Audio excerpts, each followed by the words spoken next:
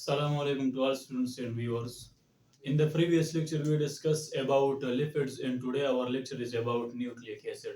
आज के इस लेक्चर में हम न्यूक्लिक एसिड को डिस्कस करेंगे कि न्यूक्लिक एसिड हमारे पास किया है। फिर हम इसमें थ्री टाइप्स डिस्कस करेंगे, mononucleotide, di nucleotide and polynucleotide. और न्यूक्लियोटाइड के इंट्रोडक्शन को भी डिस्कस करते हैं कि न्यूक्लियोटाइड हमारे पास क्या है।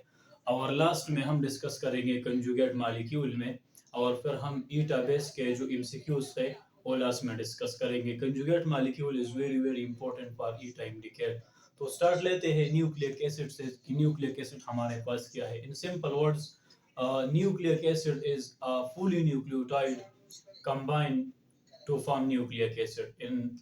When the nucleotides combine, they form nucleic acid, mononucleotide, dinucleotide, as well as polynucleotide.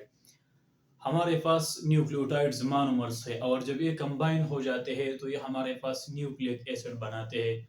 Nucleotide हमारे पास इसका कंपोजिशन क्या है तो इसको डिस्कस करते हैं कि न्यूक्लियोटाइड्स का कंपोजिशन क्या है। न्यूक्लियोटाइड्स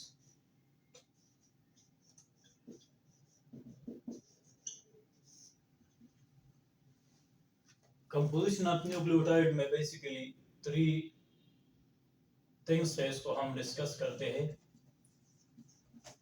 फर्स्ट राइबोस है, सेकंड हमारे पास है फॉस्फेट ग्रुप, और थर्ड हमारे पास है नाइट्रोजीनियस बेस। यानी न्यूक्लियोटाइड में बेसिकली हम थ्री थिंग्स को डिस्कस करेंगे, एक राइबोस को डिस्कस करेंगे, एक फॉस्फेट ग्रुप को, और तीसरा हमारे पास है नाइट्रोजीनियस बेस। राइबोस बेसिकली इसमें डीएनए के अंदर डीऑक्सीराइबोस होगा और आरएनए के अंदर राइबो, यानी इसमें एक ऑक्सीजन ज्यादा होगा आरएनए में और डीएनए में एक ऑक्सीजन कम होगा। बस सिर्फ और सिर्फ ये डिफरेंस है डीएनए और आरएनए के राइबोस के अंदर। Ribose is basically a 5 carbon compound. आपने इसको एमसीक्यूज के लिए याद करना है कि राइबोस हमारे पास क्या है। ये हमारे पास 5 रिंग का एक कंपाउंड है जो कार्बोहाइड्रेट्स है, और बेसिकली इसमें जो फंक्शनल ग्रुप है वो अल्डिहाइड है। वो आपसे इस तरह के एमसीक्यूज पूछते हैं कि the functional group which is present in the ribose is, your answer is aldehyde not ketone. Ketone हमारे पास राइबोलोस के अंदर होगा। अगर इसमें हमारे पास एल हम शामिल करेंगे तो फिर वो राइबोलोस होगा, और राइबोलोस में हमारे पास जो फंक्शनल ग्रुप है वो कीटोन है। राइबोस के अंदर जो फंक्शनल ग्रुप है वो अल्डिहाइड है, इसमें 5 कार्बन कंपाउंड है। फॉस्फेट ग्रुप हमारे पास इसमें है H3PO4, यानी इसमें हमारे पास 3 हाइड्रोजन होंगे, एक फास्फोरस होगा और टेट्रा ऑक्सीजन यानी 4 ऑक्सीजन होगा। ये फॉस्फेट ग्रुप का फार्मूला है जो डीएनए और आरएनए यानी न्यूक्लिक एसिड के अंदर जो फॉस्फेट ग्रुप है। और एक हमारे पास है नाइट्रोजीनियस बेस। नाइट्रोजीनियस बेस में हमारे पास 2 टाइप्स है, एक है प्यूरिन्स और दूसरा हमारे पास है pyrimidines. Pyrimidines what is purines and what is pyrimidine, तो इसको डिस्कस करते हैं। इससे पहले हम डिस्कस करेंगे कि राइबोस हमारे पास 5 कार्बन कंपाउंड है। तो राइबोस के जो फर्स्ट कार्बन है इससे नाइट्रोजीनियस बेस अटैच है। Nitrogenous base is attached to carbon number 1 of pentose sugar, यानी पेंटोज शुगर के जो कार्बन नंबर 1 है इसके साथ नाइट्रोजीनियस बेस अटैच होगा। और हमारे पास जो फॉस्फेट ग्रुप है,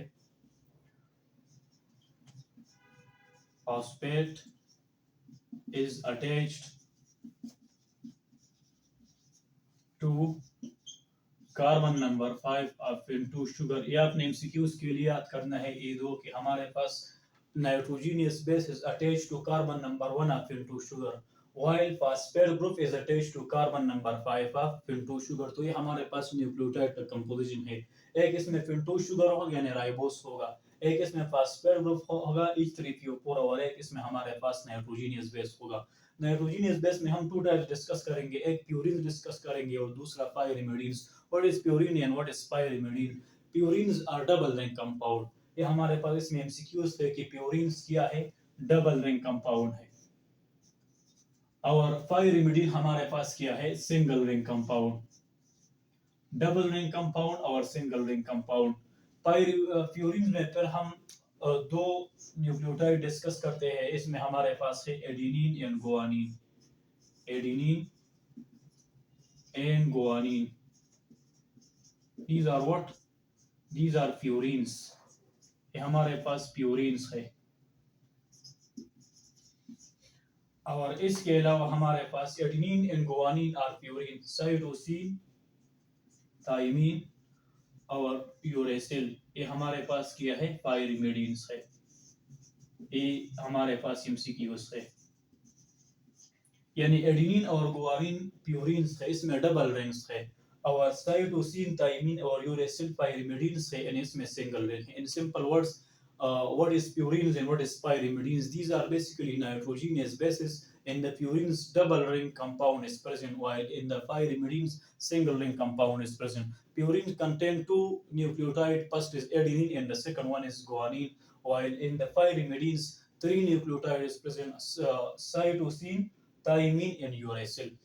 यूरेसिल बेसिकली हमारे पास आरएनए के अंदर होगा और थाइमिन बेसिकली हमारे पास डीएनए के अंदर होगा, लेकिन इसको हम डिस्कस करते हैं कि किस तरह थाइमिन डीएनए के अंदर है और किस तरह यूरेसिल हमारे पास आरएनए के अंदर है। तो nitrogenous base, what is the composition of nucleotides? आपने इस दो एमसीक्यूज को याद करना है कि nitrogenous base carbon number 1 of pin 2 sugar के साथ अटैच है, और फास्फेट ग्रुप जो है एक carbon number 5 of pin 2 sugar के साथ अटैच है। एक हमारे पास इसमें एक एमसीक्यूज अदर है, और वो ये है कि why nucleic acid is called nucleic acid? Because in the nucleic acid a phosphate group is present, that's why nucleic acid is called nucleic acid. Nucleic acid हमारे पास एसिडिक किस चीज की वजह से है, तो फास्फेट ग्रुप की वजह से। इसमें एक हाइड्रोजन है, और हाइड्रोजन की वजह से इसका पीच जो है ये लो होता है। और केमिस्ट्री के लैंग्वेज में अगर हम इसको डिस्कस करेंगे कि what is acid and what is base, acid हमारे पास वो होगा जिसका पीच 7 से कम होगा, और बेस हमारे पास वो होगा जिसका पीच 7 से ज्यादा होगा, और 7 के अंदर जितने भी कंपाउंड्स एलिमेंट्स जितने भी आते हैं इसको हम न्यूट्रल कहते हैं। What is acidic? Nucleic acid is acidic because in the nucleic acid phosphate group is present and phosphate give acidic nature to nucleic acid। ये हमारे पास इसमें एमसीक्यूज है। राइबो शुगर की वजह से न्यूक्लिक एसिड एसिड नहीं है, नाइट्रोजीनियस बेस की वजह से न्यूक्लिक एसिड एसिड नहीं है, सिर्फ और सिर्फ फास्फेट ग्रुप की वजह से न्यूक्लिक एसिड है। आपने इसको एमसीक्यूज के लिए याद करना है। इसके 3 टाइप्स है, मोनोन्यूक्लियोटाइड, डाइन्यूक्लियोटाइड एंड पॉलीन्यूक्लियोटाइड। और लास्ट में फिर हम कंजुगेट मॉलिक्यूल को डिस्कस करते हैं। What is mononucleotides? मोनोन्यूक्लियोटाइड में बेसिकली हमारे पास वन न्यूक्लियोटाइड, यानी या एडेनिन हो गया, साइटोसिन हो गया, थाइमिन हो गया, यूरेसिल होगा। मोनोन्यूक्लियोटाइड,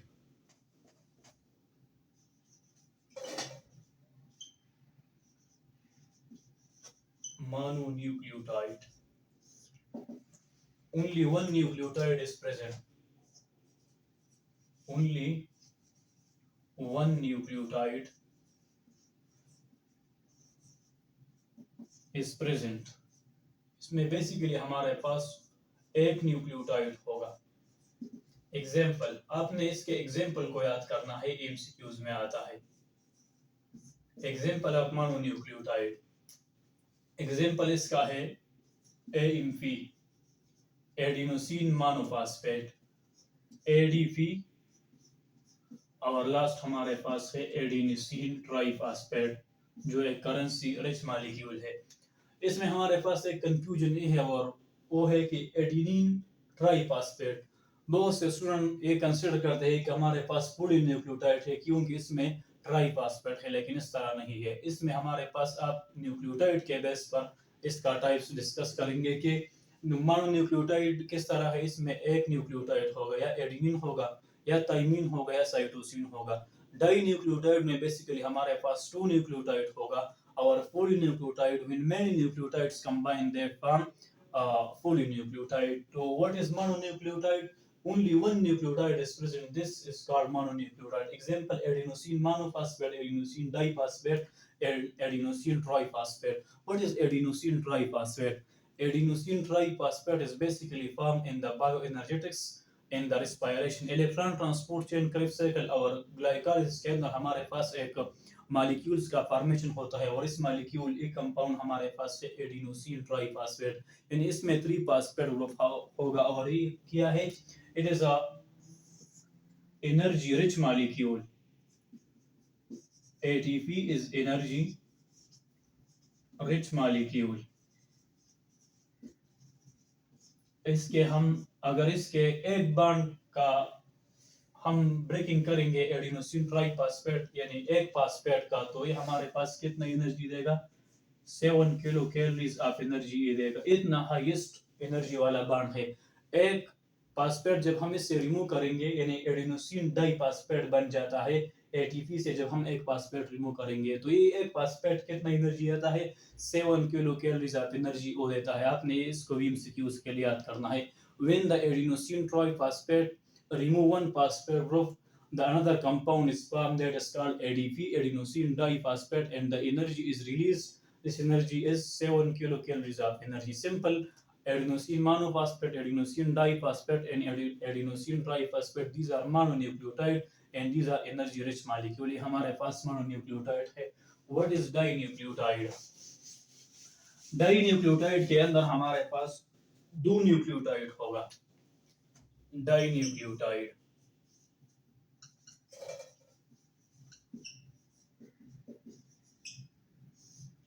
डाइन्यूक्लियोटाइड में क्या होगा, when two nucleotides combine, two nucleotides,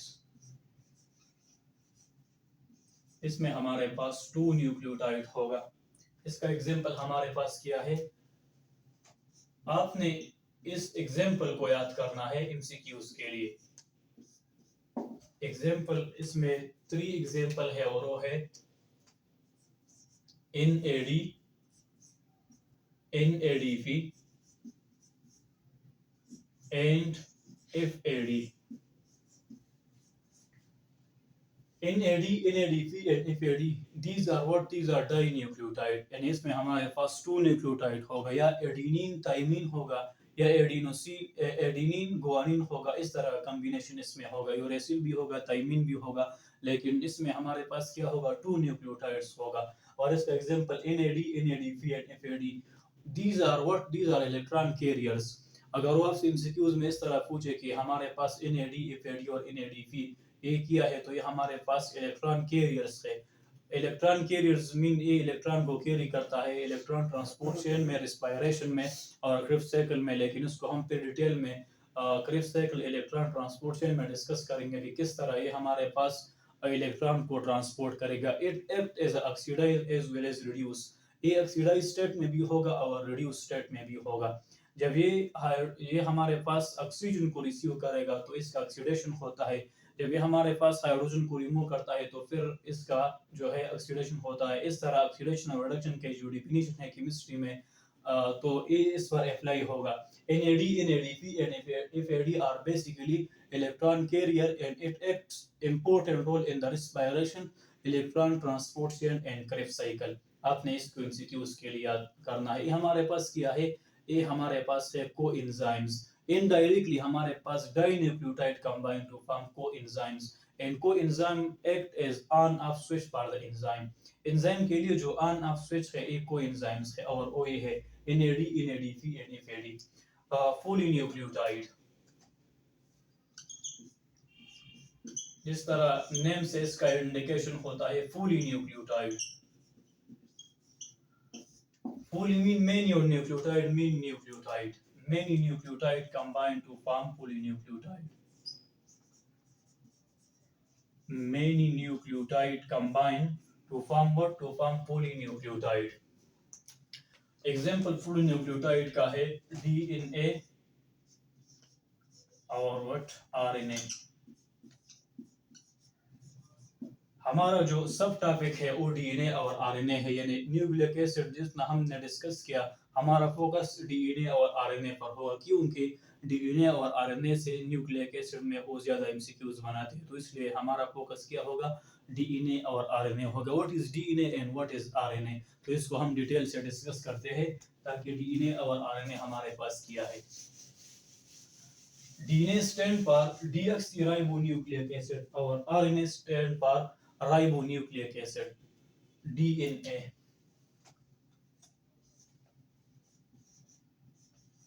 DNA and RNA इसको हम कंपैरिजन से डिस्कस करेंगे ताकि एमसीक्यूज में आपको आसानी हो. DNA stand for deoxyribonucleic acid. RNA, what is RNA? Ribonucleic acid. Ribonucleic acid. इसमें भी हमारे पास राइबोस होगा और इसमें भी राइबोस होगा, यानी पेंटोज शुगर होगा, और इसमें हमारे पास एक ऑक्सीजन कम है और इसमें एक ऑक्सीजन ज्यादा है. Deoxy mean removal of oxygen, और इसमें हमारे पास एक ऑक्सीजन ज्यादा है, इसमें ये डिफरेंस है. फिर हमारे पास डीएनए के अंदर जो इसका कंपोजिशन है, तो कंपोजिशन में basically adenine, thymine, cytosine and guanine. These are present in the DNA. What are these? These are basically nucleotide. जिसको हमने पहले डिस्कस किया कि न्यूक्लियोटाइड हमारे पास क्या है. आरएनए के अंदर हमारे पास एडेनिन होगा, साइटोसिन होगा, गुआनिन होगा, और लास्ट में हमारे पास इसमें होगा uracil. It is MCQs in the DNA and RNA. DNA में बेसिकली हमारे पास थाइमिन होगा और आरएनए के अंदर हमारे पास यूरेसिल होगा. In other words, आरएनए में यूरेसिल होगा और डीएनए के अंदर थाइमिन, यानी instead of thymine in the DNA, in RNA uracil is present. आपने इनको एमसीक्यूज के लिए याद करना है. मेन एमसीक्यूज डीएनए और आरएनए में है कि आरएनए के अंदर यूरेसिल होगा न्यूक्लियोटाइड और डीएनए के अंदर हमारे पास होगा थाइमिन. इसका जो बॉन्ड है वो डिस्कस करते हैं, स्ट्रक्चर डिस्कस करते हैं. एडेनिन और थाइमिन के अंदर हमारे पास किया होगा डबल बॉन्ड होगा, और साइटोसिन और गुआनिन के अंदर जो बॉन्ड होगा ये ट्रिपल बॉन्ड होगा. इस तरह हमारे पास एडेनिन और यूरेसिल के अंदर डबल बॉन्ड होगा और साइटोसिन और गुआनिन के अंदर ट्रिपल बॉन्ड होगा. आपने इस बॉन्ड्स को याद करना है कि एडेनिन थाइमिन के अंदर डबल बॉन्ड है या सिंगल बॉन्ड है या ट्रिपल बॉन्ड है. साइटोसिन और गुआनिन के अंदर हमारे पास सिंगल बॉन्ड है, डबल बॉन्ड है और ट्रिपल बॉन्ड है. आपने इस बॉन्ड को याद करना है. और ये बॉन्ड हमारे पास बेसिकली है हाइड्रोजन बॉन्ड. ये भी इसमें एमसीक्यूज है. In the DNA covalent bond is present, ionic bond is present, chemical bond is present. Which type of bond is present in the DNA? Your answer is hydrogen bond. Hydrogen bond. यानी DNA और RNA दोनों के अंदर हमारे पास किया होगा hydrogen bond होगा. Hydrogen bond. इसका जो स्ट्रक्चर है वो किया है डबल हेलिक्स इन स्ट्रक्चर. डबल हेलिक्स इन स्ट्रक्चर. अगर इसमें हमारे पास इसका जो डायमीटर है वो है 0.34 नैनोमीटर. ये हमारे पास इसमें जो डिस्टेंस है वो है 0.34 नैनोमीटर. यानी एक चेन के अंदर और दूसरे चेन का जो डिस्टेंस है वो है 0.3 नैनोमीटर इन डिस्टेंस, और डायमीटर जो है वो 2 नैनोमीटर होगा. आपने इन दोनों को भी एमसीक्यूज के लिए याद करना है. और आरएनए में हमारे पास हाइड्रोजन बॉन्ड है, एडेनिन और यूरेसिल के अंदर बॉन्ड है, साइटोसिन और गुआनिन के अंदर बॉन्ड है. आरएनए हमारे पास सिंपल है लेकिन डीएनए हमारे पास कॉम्प्लिकेट है. आपने डीएनए के जो एमसीक्यूज है वो सही तरीके से याद करना है. DNA, what is the main function of DNA? To transfer genetic material from parents to offspring. Transfer genetic material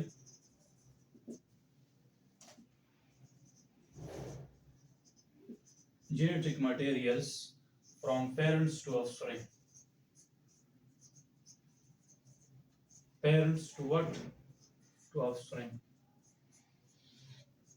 इन जितने भी हमारे पास जेनेटिक मटेरियल्स है in the form of genes, तो ये डीएनए के अंदर होगा। DNA, the composition of DNA is basically genes, alleles, alternating form of gene is called allele. Allele जब कंबाइन हो जाते हैं तो ये हमारे पास जीन्स बनाते हैं, लेकिन इसको हम क्रोमोसोम और डीएनए में फिर डिटेल में डिस्कस करते हैं कि जीन्स हमारे पास क्या है, एलील हमारे पास क्या है, लोकस हमारे पास क्या है।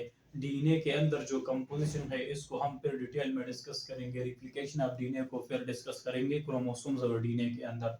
आपने सिर्फ इसको याद करना है कि it transfer genetic materials from parents to offspring. और इसका जो डबल हेलिक्स जो स्ट्रक्चर है ये दो साइंटिस्ट ने पेश किया था। एक हमारे पास वाटसन और दूसरा हमारे पास क्रिक in 1953. Watson and Crick identified the structure of the DNA in 1953 and the structure of the DNA is double helix in structure. ये हमारे पास इसमें basic MCQs है।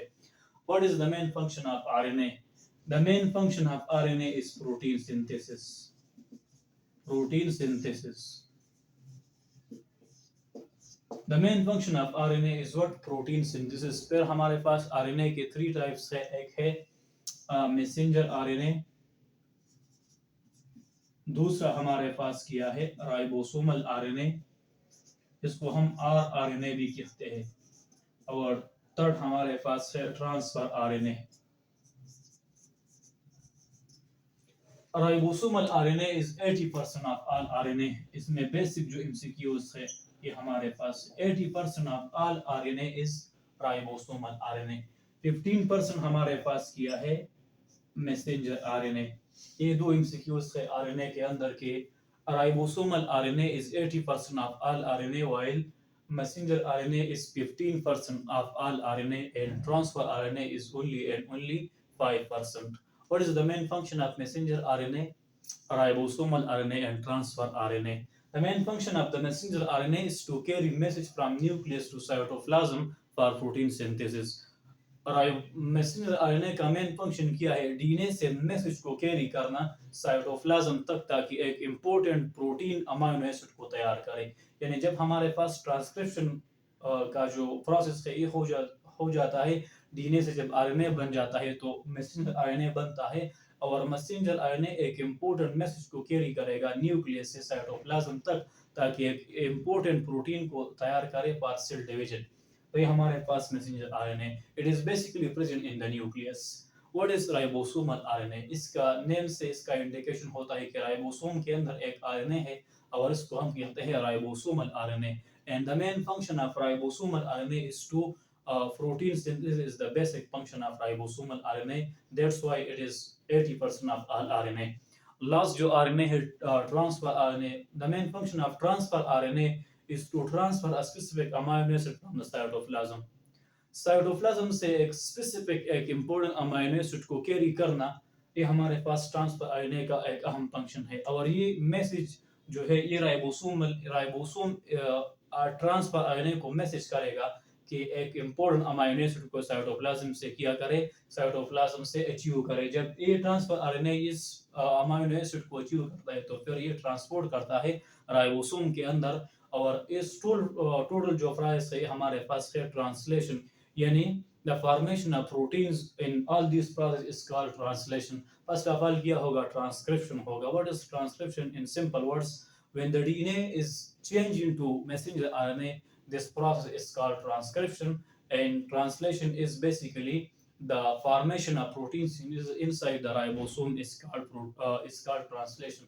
आपने याद रखना है कि प्रोटीन सिंथेसिस साइटोप्लाज्म के अंदर सिर्फ और सिर्फ राइबोसोम का काम है। Other organelle is not involved in the protein synthesis. DNA और क्लोरोप्लास्ट के अंदर भी हमारे पास राइबोसोम है। That's why it is called self-replicating organelle, जिसको हमने सेल स्ट्रक्चर और फंक्शन में डिटेल में डिस्कस किया था कि DNA और क्लोरोप्लास्ट किस तरह हमारे पास सेल्फ रेप्लिकेटिंग ऑर्गेनेल है। तो इसमें हमारे पास राइबोसोम से आरएनए है, तो इस वजह से ये हमारे पास सेल्फ रेप्लिकेटिंग ऑर्गेनेल है। तो main function of the ribosome is protein synthesis, and in the ribosomal RNA is present. That's why the main function of ribosome is protein synthesis. In simple words, what is the main function of RNA? The main function of RNA in one line is, the main function is what? Protein synthesis is the basic function of RNA. और ये message हमारे पास nucleus से आता है RNA ribosome तक। ये हमारे पास DNA और आरएनए में कुछ डिफरेंशिएशन थे, इसको हम फिर डिटेल में क्रोमोसोम्स और डीएनए के अंदर डिस्कस करेंगे कि डीएनए में हमारे पास रिप्लिकेशन किस तरह होता है, ये किस तरह एक जेनेटिक मटेरियल है। ग्रिफ्ट ने जो एक्सपेरिमेंट किया था माइस पर, इसको हम डिस्कस करते हैं।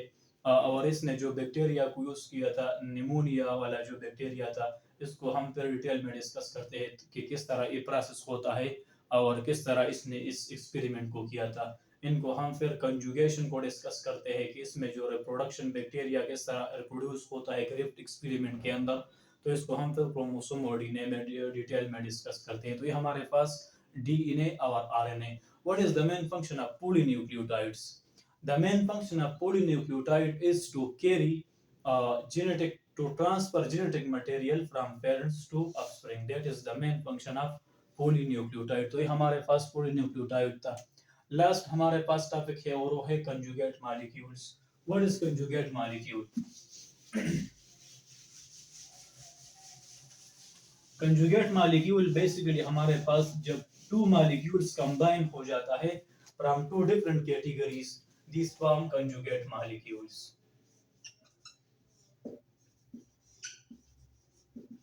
Conjugate molecules. What is conjugate molecule? When two different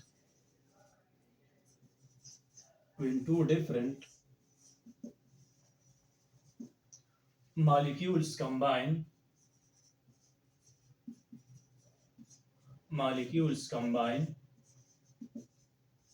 from different categories,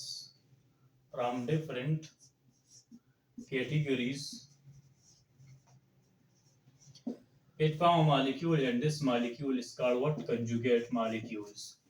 conjugate molecule में बेसिकली हमारे पास टू मॉलिक्यूल्स कंबाइन होते हैं और ये दोनों मॉलिक्यूल्स क्या होंगे, ये दोनों मॉलिक्यूल डिफरेंट कैटेगरी से बिलोंग करता है। फॉर एग्जांपल में बेसिकली हमारे पास ग्लाइकोलिपिड्स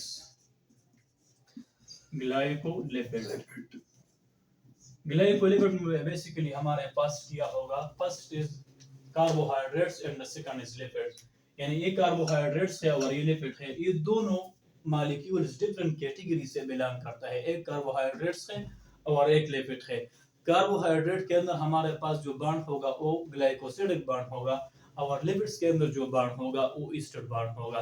तो दोनों डिफरेंट कैटेगरी से डिफरेंटली बिलोंग करता है, लेकिन आपने इसमें एक एमसीक्यूज को याद करना है और वो है कि इसमें कोई बॉन्ड नहीं है इन दोनों के अंदर। It is temporarily attached into each other. इसमें ना हाइड्रोजन बॉन्ड है, ना कोवेलेंट बॉन्ड है, ना केमिकल बॉन्ड है, ना आयनिक बॉन्ड है। इसमें वो आपसे इस तरह के एमसीक्यूज पूछता है कि in conjugate molecule which type of bond is present? Your answer is no. No one bond is present.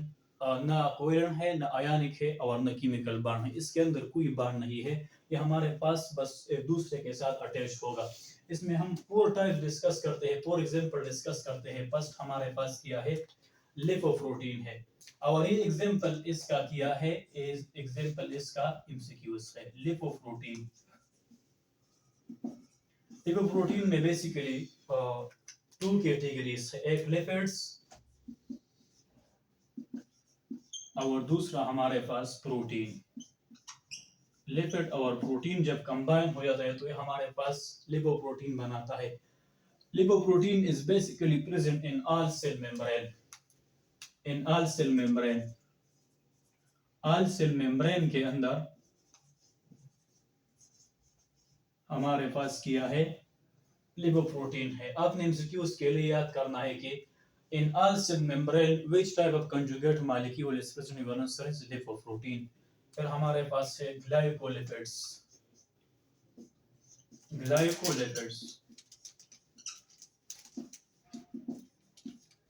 Glycolipid में बेसिकली हमारे पास कार्बोहाइड्रेट्स और लिपिड्स।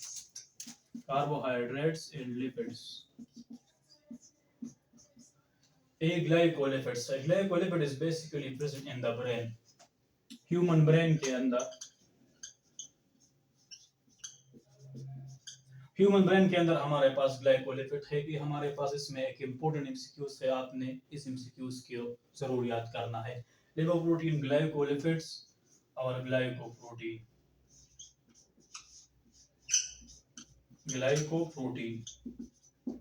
ग्लाइकोप्रोटीन में कार्बोहाइड्रेट्स होगा और कार्बोहाइड्रेट्स के अंदर के साथ साथ प्रोटीन। जब ये दोनों कंबाइन हो जाते हैं तो हमारे पास ग्लाइकोप्रोटीन बनाता है and it is present in egg albumin.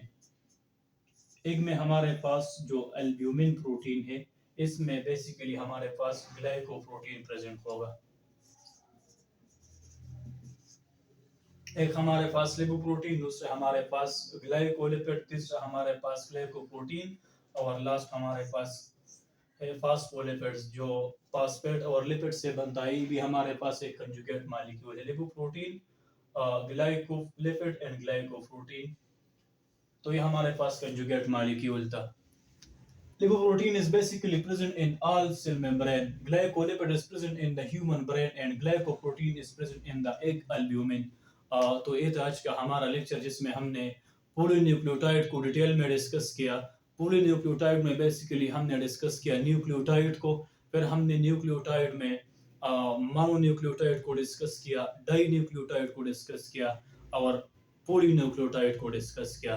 Polynucleotide में बेसिकली हमने डीएनए और आरएनए को डिस्कस किया और डीएनए और आरएनए में जितने भी एमसीक्यूज थे ईटा बेस का इसको हमने डिस्कस किया और लास्ट में हमने कंजुगेट मॉलिक्यूल को डिस्कस किया कि कंजुगेट मॉलिक्यूल हमारे पास किया है, इसका इंपॉर्टेंस क्या है और ये किस तरह कंबाइन हो जाता है, आया इसके अंदर हमारे पास एक स्पेसिफिक बॉन्ड है या नहीं है। और लास्ट में हमने जो इसका एग्जाम्पल था इस एग्जाम्पल को डिस्कस किया।